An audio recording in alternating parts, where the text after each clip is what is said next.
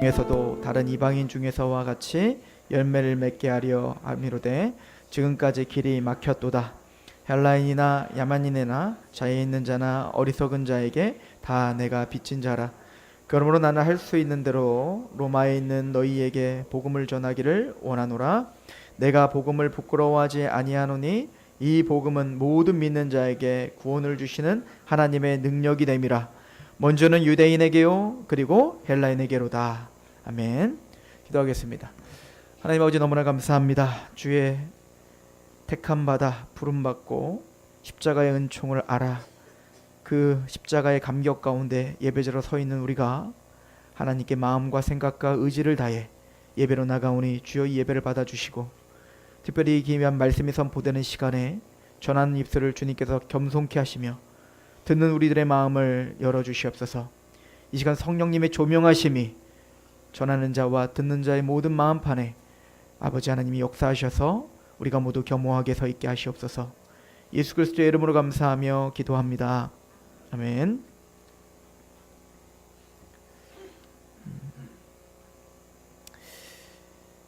요즘에 뉴스에서 이슈가 되는 것 중에 하나가 북한에서 넘어온 그 귀신 병사 때문에 그 영웅이 하나 탄생했어요. 그죠? 이국종 교수 다 아시잖아요. 그걸 보면서 우리가 영웅에 목마르구나 이런 생각을 좀 많이 했습니다. 시대가 감동을 받기를 원하는구나.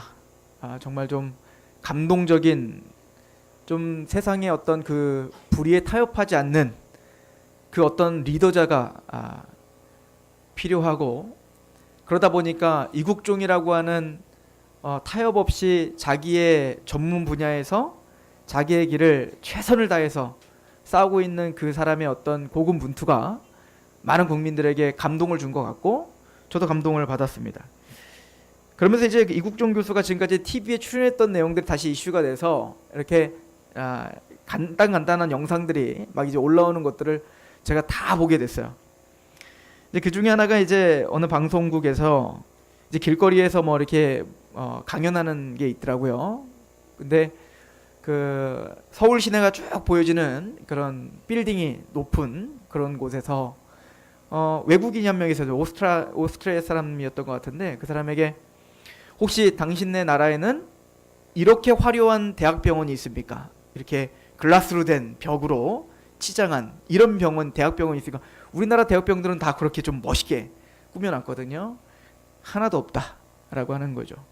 거기서 이 교수가 이야기하려던 건 뭐냐면 우리나라가 이 병원이 어찌 보면 자본주의적인 어떤 정말 본질이 호도되고 돈을 벌려는 영리 목적으로 운영을 하다 보니까 중증외상센터를 이제 그렇게 힘겹게 하고 있는 분 아닙니까? 이런 진짜 생명을 살리는 일들에 대해서는 별로 관심을 갖지 않고 돈이 되는 것들에만 투자를 한다. 외형적인 거에 치중하지 그 내용이 빈약하다. 이런 이야기들을 하는 걸 들었습니다. 그러면서 제가 그걸 보면서 그게 꼭 병원 얘기인가? 교회도 그렇지 않은가? 이런 생각을 했습니다.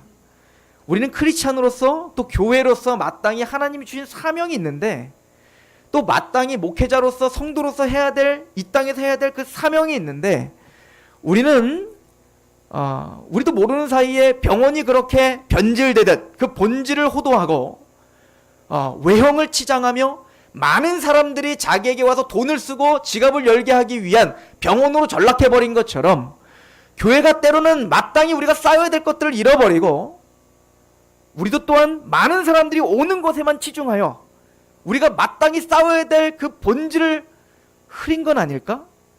이런 생각들을 좀 해봤다는 겁니다. 이국종 교수가 참 멋있더라고요.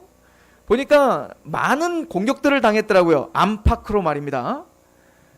의사들은 이국종 교수를 이해할 줄 알았더니 그 의사들 세계에서는 엄청난 비난이 왔다는 거 아니에요? 저 쇼다. 저거 다 쇼다. 그러니까 이국종 교수 너무 유명해지는 게 싫은 거죠. 또한 우리가 잘 아는 대로 한 의원은 그 귀순병사의 인권을 테러했다느니 그렇게 이야기를 했습니다. 그때 이국종 교수가 한마디를 했죠. 의사에게 인권이란 생명을 살리는 겁니다. 내가 뭘 해야 되는지를 분명히 아는 거죠. 옆에서 뭐라고 하든 내가 힘들어서 그 의사가 사실 누릴 수 있는 게 얼마나 많겠어요. 그래서 그 모든 걸 포기하고 그 좁은 공간에서 정말 치열하게 잠도 자지 못하고 먹을 것도 먹지 못하고 편안하게 가족들과 같이 화기애애한 어떤 그런 교제도 하지 못하면서 자기를 포기하고 그렇게 자기를 헌신할 수 있었던 이유는 또 어떤 비난도 조롱도 부끄러워하지 않죠. 당당하죠. 담대하죠. 왜? 내가 어느 대학병의 교수기 때문에, 내가 대학병원의 원장이기 때문에, 내가 뭔가 큰 유명세를 타기 때문에 그 이국종 교수가 부끄러워하지 않는 게 아니라 내가 의사로서 마땅히 해야 될 걸 하고 있다는 것 때문에 부끄럽지 않은 거죠. 누가 뭐라고 해도, 누가 뭐라고 공격을 해도 이국종 교수를 흔들 수 없었고 그의 가치관을 흔들 수 없었던 이유는 의사로서 마땅히 하고 있어야 될 일을 하고 있기 때문에 그를 부끄럽게 할 수 없었죠. 이게 크리스찬에게 있었다는 겁니다. 사도 바울은 그 얘기를 하는 겁니다. 나는 영혼의 의사로서 나는 영혼을 살리는 일이 나의 일인 걸 알아. 내가 부에 처해도 내가 빈에 처해도 일체의 비결을 배웠는데 자족할 수 있다는 거예요. 누가 나를 비판해도 누가 나를 조롱해도 내가 고난의 길을 가라. 야, 예수 믿었는데 그것밖에 안 되냐? 예수 믿었는데 너는 그렇게밖에 못 사냐? 나는 예수 안 믿고도 이렇게 잘 사는데 떵떵거리는데 너는 예수 믿는 것 때문에 그렇게 사냐? 그 모양이냐? 아무리 비판을 해도 내가 복음을 부끄러워하지 아니한다. 왜죠? 사도 바울은 내가 복음을 갖고 있고 이 복음이 무엇인지를 분명히 알았기 때문에 사도 바울은 부끄러워하지 않았죠. 이게 교회가 가야 될 일이죠. 세상의 눈치를 보며 믿지 않는 사람들이 어떻게 하면 많은 사람들이 교회에 올까를 고민하는 게 아니라 어떻게 하면 교회가 교회다워질 수 있을까? 어떻게 하면 이 교회가 하나님이 주신 그 복음을 영화롭게 할 수 있을까를 고민하여 너희 교회는 왜 이렇게 작고 그 모양이지? 왜 너희 교회는 세상에 그렇게 열려있지 못하지? 라고 말할지라도 그 길이 주님이 원하는 길이라면 또 내 삶이 어떤 누구가 조롱하는 길이라도 이것이 생명을 살리는 길이라는 걸 안다면 부끄러워하지 않겠죠. 사도 바울은 그걸 말하는 겁니다. 나는 부끄러워하지 않는다. 왜 부끄러워하지 않죠? 이 복음은 모든 믿는 자에게 구원을 주는 능력이기 때문이다. 이 길 외에는, 이 복음 외에는 생명을 줄 수 없기 때문이다. 내가 목회자네, 나는 성도네 라고 치장하여 의시되더라도 내가 기도의 응답을 얼마나 많이 받았는가, 내가 또 어떠한 일을 했는가, 내가 사회에 어떤 지위를 갖고 있는가, 내 돈이 얼마나 많은가가 그를 생명을 줄 수 없습니다. 한 톨의 생명도 줄 수 없습니다.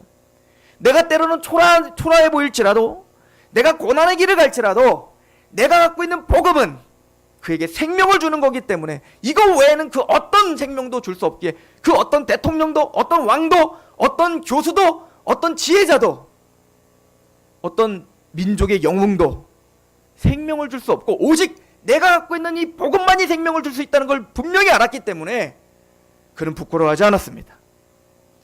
왜 부끄러워하지 않는다라는 말을 했을까요? 복음은 때로는 부끄러운 거기 때문에 그렇습니다. 세상적인 눈으로는 복음은 부끄러운 거예요. 초라한 겁니다. 그 예수를 십자가에 못 박으라. 난 저런 메시아를 원하지 않는다. 이게 세상이 원하는 거라고요. 내가 원하는 건 예수를 믿으면 잘 먹고 잘 살게 해주는 메시아라고요. 그런데 예수님이 우리에게 전해준 복음은 자기를 부인하고 자기 십자가를 따르게 하는 복음입니다. 세상이 원하는 그 넓은 길이 아니라 좁은 길을 걷게 하는 복음입니다. 그래서 때로는 부끄럽습니다. 이게 참 놀라운 건 이국종 교수가 의사의 세계를 모르는 사람들에게만 비판받는 게 아니라 그 내부적으로 비판을 받았다. 교회에서도 그렇게 십자가를 전하고 복음을 전하는 걸 부끄러워하는 교회들도 많다는 거예요. 예수님은 제자들에게 이렇게 말씀하셨습니다. 마가복음 8장 38절에 누구든지 이 음란하고 죄 많은 세대에서 나와 내 말을 부끄러워하면 인자도 아버지의 영광으로 거룩한 천사와 함께 올 때에 그 사람을 부끄러워하리라. 예수님이 왜 이런 말씀을 하셨을까요? 음란하고 죄 많은 이 세대, 이 음란하고 죄 많은 이 세대에서는 복음으로 사는 것이 부끄러워할 수밖에 없는 상황이거든요. 아무도 그렇게 살지 않습니다. 내 유익을 위해서 삽니다. 그런데 우리는 그 십자가에 달리신 예수 그리스도를 전하고 그 예수님 때문에 예배하고 그 예수님을 위해서 자신의 삶을 내어던지고 나보다 남을 낮게 여기고 오른뺨을 때리면 바보처럼 왼뺨을 돌려댄단 말입니다. 우리를 가자는데 우리는 바보처럼 안 돼, 네가 가 라고 해야 되는데 우리는 바보처럼 심리를 가야 됩니다. 왜요? 너희가 먹든지 마시든지 무엇이든 하나님의 영광을 위하여 하라. 너의 유익을 구하지 말고 남의 유익을 구하여 그들로 구원을 얻게 하라. 복음적인 삶을 살아야 됩니다. 우리는 왜죠? 우리는 복음의 빚진 자이기 때문입니다. 세상 사람들은 이해를 할 수 없습니다. 그런데 복음을 갖고 있는 그 성도는 또 그 교회는 그 길을 갑니다. 그래 부끄러워하지 않는다는 겁니다. 사도 바울이 왜 복음을 부끄러워하지 않았는가? 때로는 우리는 왜 이렇게 복음이 부끄러운가? 오늘 말씀에 보시면 로마서 1장에 16절은 이렇게 말하죠. 내가 복음을 부끄러워하지 아니하노니 이 복음은 모든 믿는 자에게 구원을 주시는 하나님의 능력이 됨이라. 먼저는 유대인에게요 그리고 헬라인에게로다. 먼저는 유대인에게요 헬라인. 유다인과 헬라인은 대단히 상징적 의미가 있는 사람들입니다. 우리 고린도전서 1장을 한번 가봅시다. 고린도전서 1장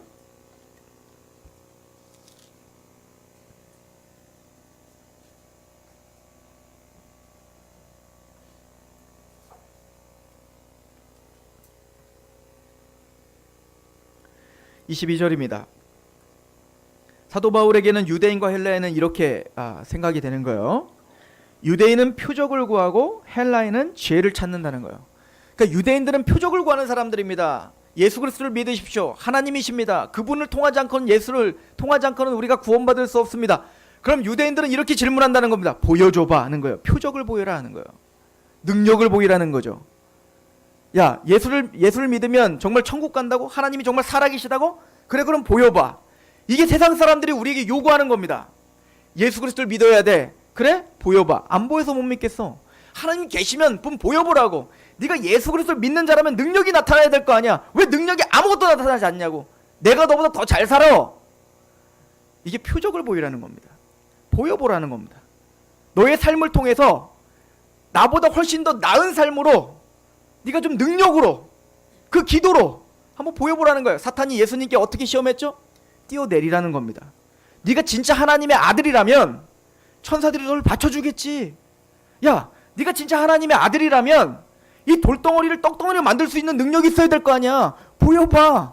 네가 하나님의 아들이라고?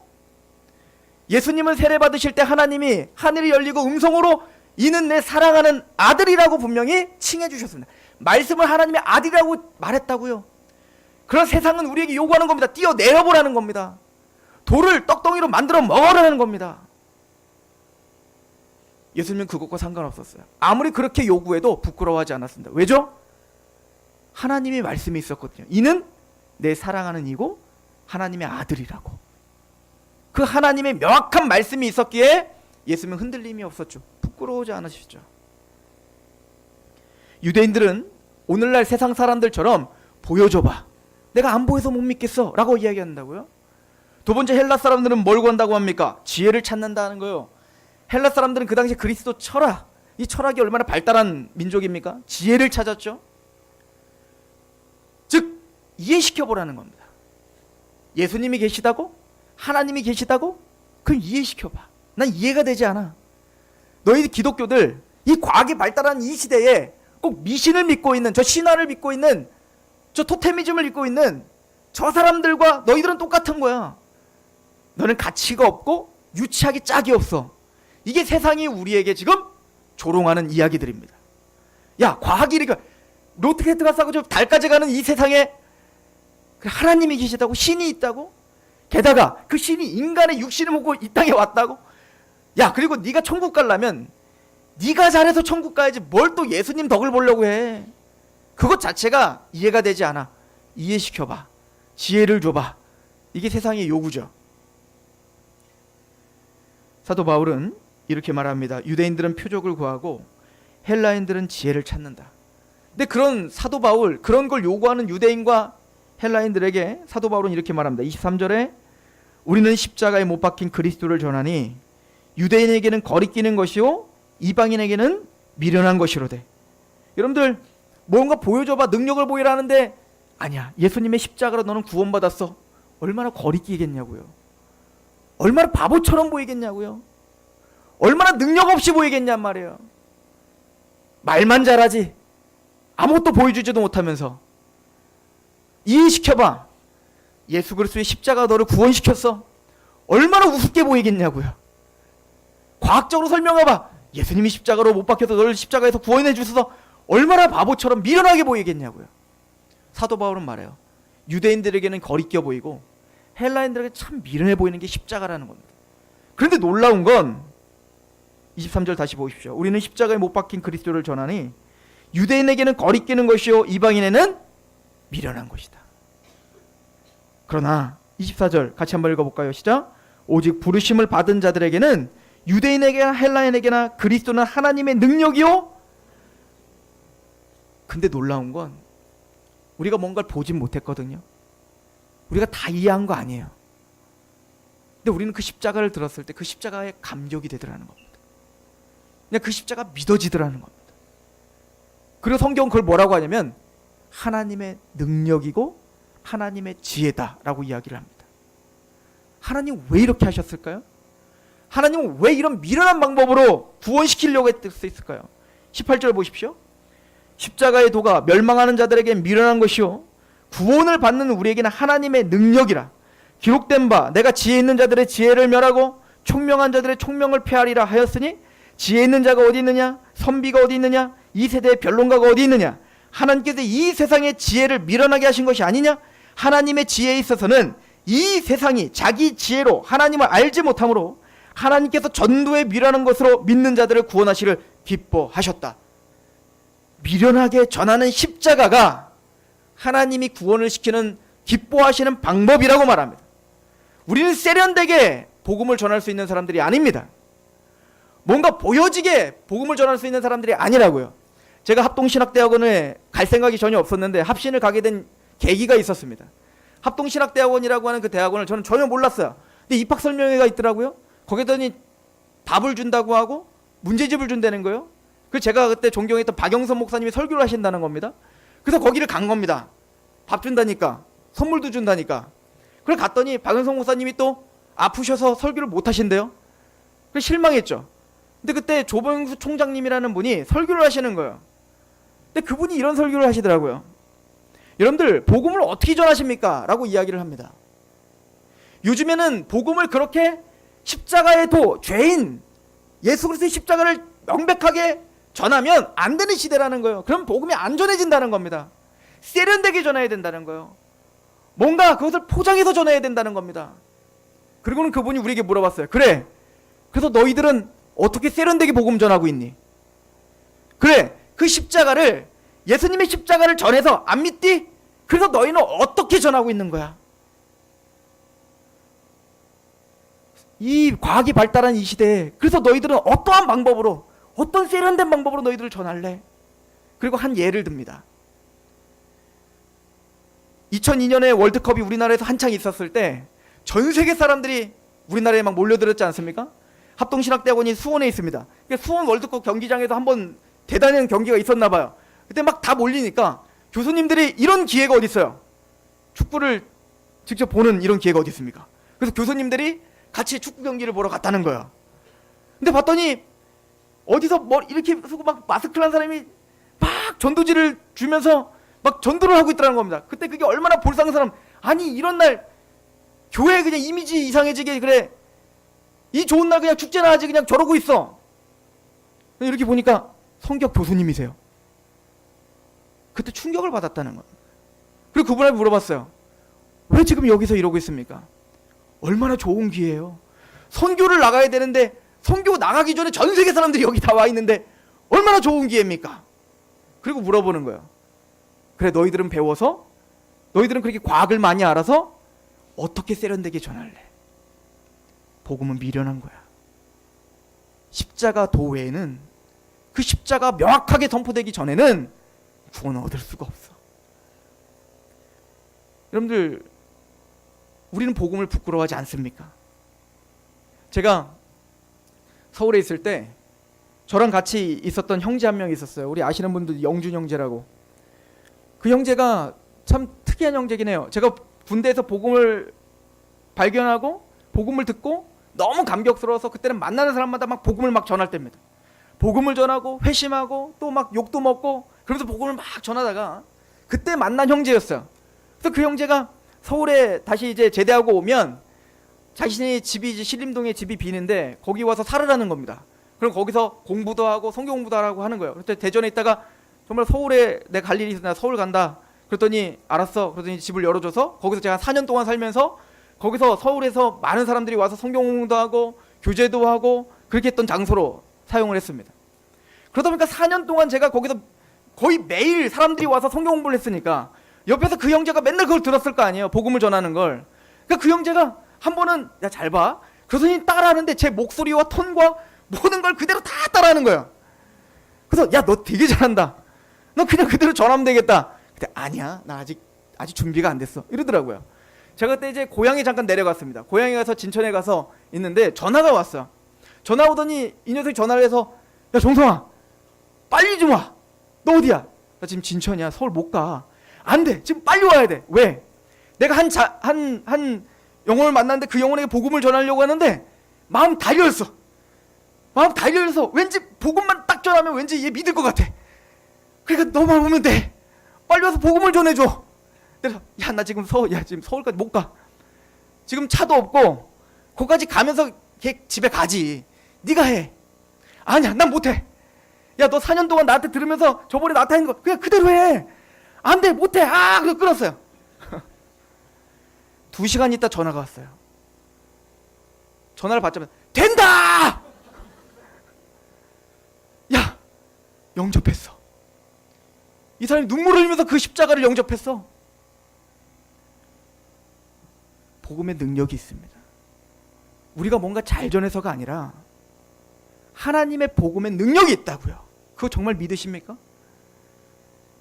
예수 그리스도 하나님의 말씀, 그 말씀에는 하나님의 운동력이 나타나서 영과 골수를 찔러 쪼개기까지 한다는 걸 정말 믿으십니까? 사도 바울은 이걸 경험한 겁니다. 사도 바울은 자신이 예수를 믿는 자들을 핍박하며 죽이려고 다메섹에 올라가고 있는데 자기를 살려주신 예수 그리스도를 명확하게 만났습니다. 그 예수님이 자신의 죄를 물어보지 않고 사울아 사울아 네가 나를 왜 핍박하니? 그럼 부활하신 예수님을 만나주신 그 은혜를 너무너무 잘 알았습니다. 사도 바울이 미친 듯이 복음을 전했었던 이유는 자신 변할 것 같지 않은 자신이 마음이 부서졌다는 그 사실이 그를 담대하게 했습니다. 자신은 절대 변화될 것 같지 않았단 말이에요. 근데 하나님은 복음을 통해 자신을 변화시키는 그 능력을 발견했습니다. 베드로는 고넬료네 집에 갔을 때 베드로가 입을 열어 하나님의 구원 얻을 말씀을 전하니 성령이 임하시더라는 거예요. 그러면 그 고넬료가 그 마음이 박살나더라는 겁니다. 그 예수 그리스도를 영접하더라는 거예요. 고린도후서 10장 4절 5절에는 사도 바울은 이 모든 것들을 알아 이렇게 고백하죠. 우리의 싸우는 무기는 육신에 속한 것이 아니요 오직 어떤 견고한 진도 무너뜨리는 하나님의 능력이라. 모든 이론을 무너뜨리며 하나님을 아는 것을 대적하여 높아진 것을 다 무너뜨리고 모든 생각을 사로잡아 그리스도에게 복종하게 한다. 이게 복음의 능력입니다. 모든 견고한 모든 이론을 무너뜨려 버린다고요. 난 이래서 예수를 못 믿어. 난 이것 때문에 예수를 만날 수 없어. 난 이것 때문에 예수를 전할 수 없어 라고 했던 모든 이론들이 있다고요. 자기만의 사상이 있고 자기만의 감정이 있고 자기만의 가치관이 있다고요.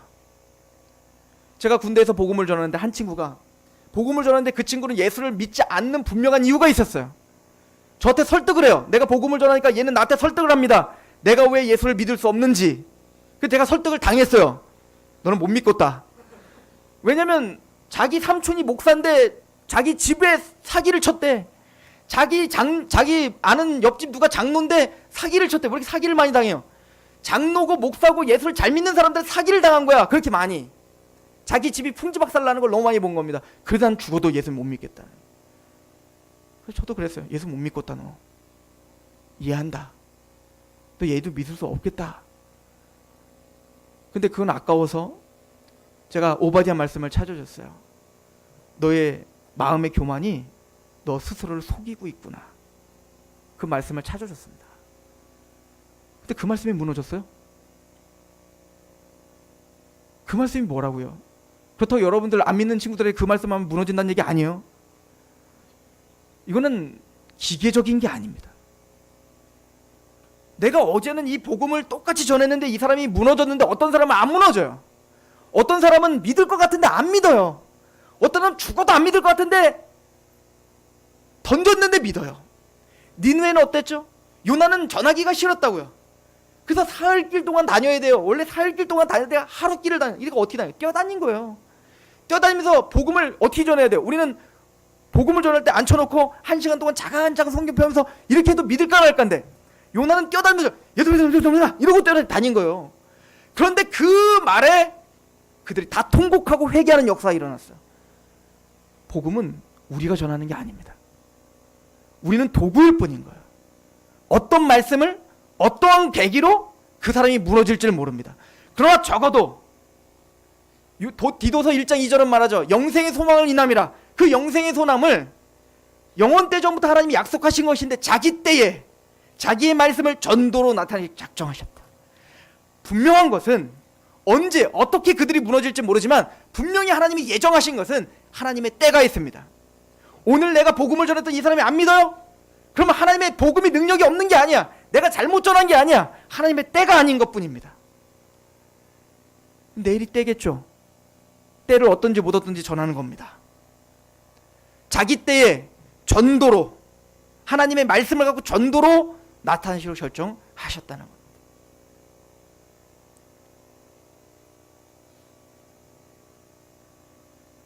누가 복음을 부끄러워하지 않을 수 있을까요? 복음의 능력을 경험한 사람들이 부끄러워하지 않을 것입니다. 누가 마음을 다해 그렇게 빚진 자의 마음으로 복음을 전할까요? 복음의 능력으로 생명이 무엇인지를 경험한 사람들이 전할 수 있을 것입니다. 저는 서산에 와서도 여러분들을 보면서 복음의 능력을 봅니다. 우리가 어떻게 이 자리에 앉아 있냐고요. 우리가 어떻게 이 자리에 한 자리에 한 복음 가운데 감격하고 있냐고요. 우리가 언제 십자가를 위해서 살려고 했냔 말입니다. 우리는 그 십자가에 감격하고 우리의 가치관이 변화됐다고요.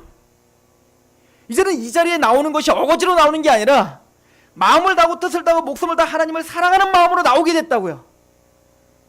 이게 복음의 능력인 겁니다. 복음은 단순히 지식을 우리에게 주입하는 게 아니라 우리의 가치관 전체를 변화시키는 능력이라고 성경은 가르쳐주고 있습니다. 왜 복음에 이런 능력이 나타날까요? 로마서 8장은 이렇게 말합니다. 성령 하나님이 빌바를 알지 못하는 우리가 성령 하나님이 우리를 위해서 탄식하시는 그 은혜가 있습니다. 우리는 복음의 능력을 잘 알지 못하죠.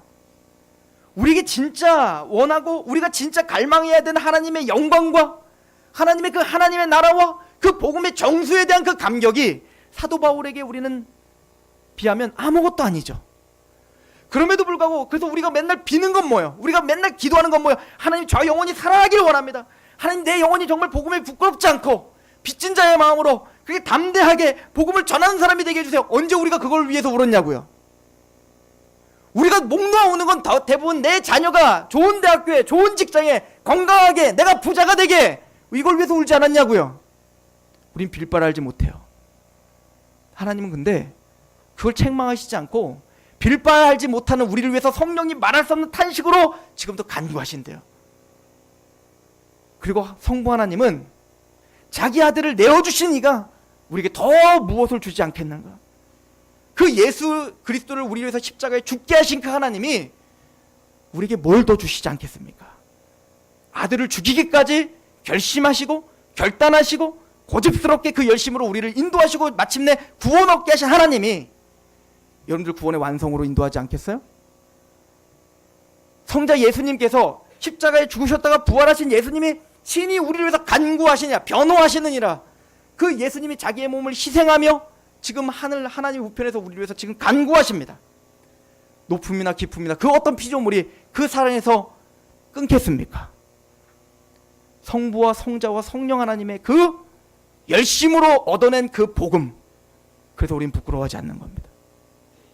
내 열심으로 전하고 내 열심으로 그 사람을 구원시키는 게 아니라 성부와 성자와 성령 하나님의 그 진을 빼는 열심으로, 지금도 어제 우리 청소년이 그렇게 말, 최선을 다하셔서, 하나님이 정말 최선을 다하셔서 우리에게 주신 복음인데 우리가 어찌 부끄러워할 수 있겠습니까? 한번 이렇게 생각해 봅시다. 장애를 가진 아버지가 있었습니다. 근데 그 장애를 가진 아버지가 항상 부끄러웠던 겁니다. 항상 장애를 가진 아버지를 피해 다녔다고 해봅시다. 근데 내가 장성에서 보니 그 장애를 가진 아버지가 온전한 몸을 갖고도 자녀를 키우는 게 힘든데 그 장애로 온 힘을 다해 자신을 키워냈다는 사실, 자신이 훌륭하게 됐다는 사실이 얼마나 감격스럽겠습니까? 철이 들은 다음에는 이제는 그 장애를 가진 아버지가 부끄러운 게 아니라 자랑스럽지 않겠습니까? 우리가 하나님을 몰랐을 때에는 그 복음이 부끄러울 수 있겠죠. 그러나 진짜 그 복음의 능력과 생명의 경험을 하고 또 그 복음을 통해서 내 옆에 있는 사람들이 살아나는 그 역사, 그 진을 빼는 하나님의 역사를 통해서 살아난 그 경험을 한 자가 어찌 하나님의 복음을 부끄러워할 수 있겠습니까? 그래서 사도 바울은 말하는 거예요. 내가 복음을 부끄러워하지 않는다. 사도 바울은 로마서에 복음을 세 가지로 설명합니다. 로마서 1장 1절에는 하나님의 복음이라고 말합니다. 왜 하나님의 복음일까요? 하나님이 계획하시고 하나님이 이루시고 하나님이 완성하시는 복음이기 때문에 그렇습니다. 그리고 사도 바울은 로마서 1장 9절에 그 아들의 복음이라고 말합니다. 왜 아들, 예수 그리스도의 복음일까요? 하나님께서 그 아들을 통하여 이루신 복음이기 때문에 그렇습니다. 그리고 마지막 사도 바울은 모든 서신서를 마치고 로마서 16장에 나의 복음이라고 말합니다. 왜 나의 복음일까요? 성령님이 그 하나님께서 계획하신, 또 그 아드님께서 성취하신 그 십자가의 피를 흘려 우리에게 주신 그 복음이 나와 연합되게 하신 성령님의 은혜로 이제는 그것은 저 아브라함이 믿었던, 모세가 믿었던, 바울이 믿었던 복음이 아니라 바로 나의 복음인 겁니다.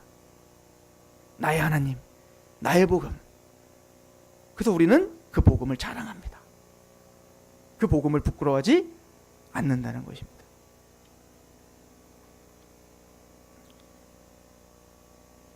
우리는 교회로 부름을 받았습니다. 복음의 빚진 자로서 헬라이나 유대나 야만이나 지혜자에게 우린 빚진 자의 마음으로 그렇게 복음을 전하지 않으면 뭔가 부담스러운 마음으로 우린 부름을 받았습니다. 그리고 생명을 줄 수 있는 복음을 하나님이 우리 손에 맡겨주셨습니다. 여러분들은 어찌하시겠습니까? 그 복음을 부끄러워하시겠습니까? 아니면 그 복음을 부끄러워하지 않겠습니까? 그 싸움이 저와 여러분들에게 있기를 축원합니다. 기도하겠습니다. 하나님 아버지, 너무나 감사합니다. 우리를 구원하시는 그 능력이 복음에 있음을 다시 한번 고백합니다. 안 될 것 같은데, 안 믿을 것 같은데, 우리의 지혜로 설득될 것 같지 않은데 우리는 무식하게, 미련하게, 거리껴 보이게 십자가에 죽으신 예수 그리스도만 전합니다. 그 복음이 우리를 살렸듯 우리를 통해서 살아나야 될 사람들이 이 복음을 통해 살아나는 역사가 일어나게 하시옵소서. 이 교회가, 또 우리 성도가